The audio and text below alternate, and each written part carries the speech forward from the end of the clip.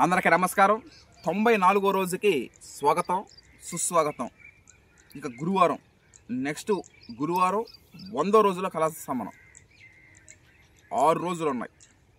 ఈ 6 రోజుల పాటు మీకు నిన్నే చెప్పడం జరిగింది. అది టీం మెంబర్స్ గురించి మీకు పరిచయ కార్యక్రమం చేసిన తర్వాత 100వ రోజు జరుపుకోవడానికి మనం నిర్ణయం తీసుకోవడం జరిగింది. అది ఈ 6 రోజుల్లో మీరు తెలుసుకోవాల్సినటువంటి main team members: Vetagiri Mallikarjuna నాన్నగారు, వేటగిరి పోలయ్య చిన్నాన్నగారు, Komaragiri Durga Rao, Chowturu Venkaiah, Rallagunta Janardhanam, Potluru Senaiah, rice mill driver Ponthagani Gangadhar.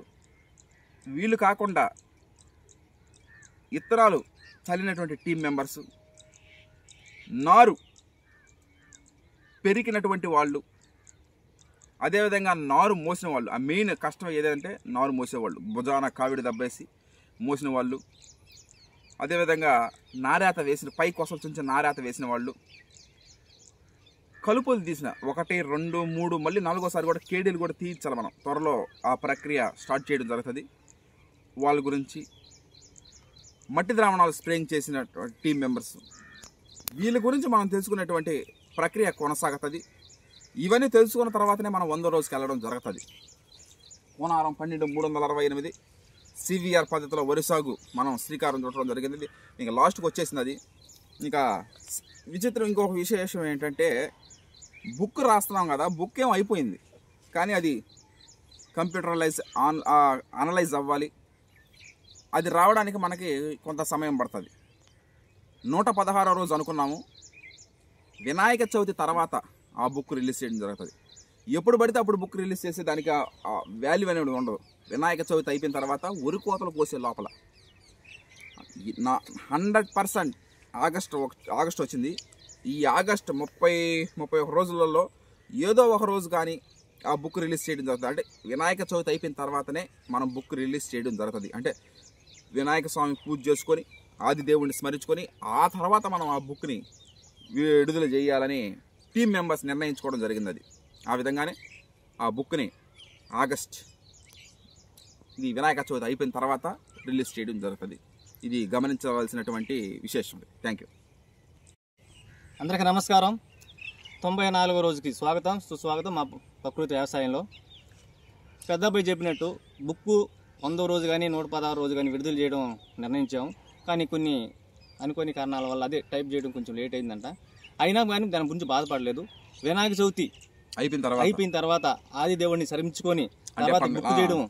Book ఏదంటే వినాయక స్వామి బొమ్మ పెట్టడం, ఊర్లో ఆనందంగా సంతోషంగా కోలాహలంగా ప్రతి ఊర్లో వినాయక చవితి చేసుకుంటారు కాబట్టి అదే విధంగా వినాయక చవితి రోజు తర్వాత రోజు అయినా మేము బుక్ రిలీజ్ చేయడం జరుగుతుంది. వినాయక చవితి అయిపోయిన తర్వాత ఉరి కోతలు కోసే లోపల విడుదల చేయడం జరుగుతుంది. ఓకే, అందరికీ నమస్కారం. మన వరి సాగు ప్రయాణం 94వ రోజుకి చేరుకోవడం జరిగింది. అంతా బాగానే ఉంది.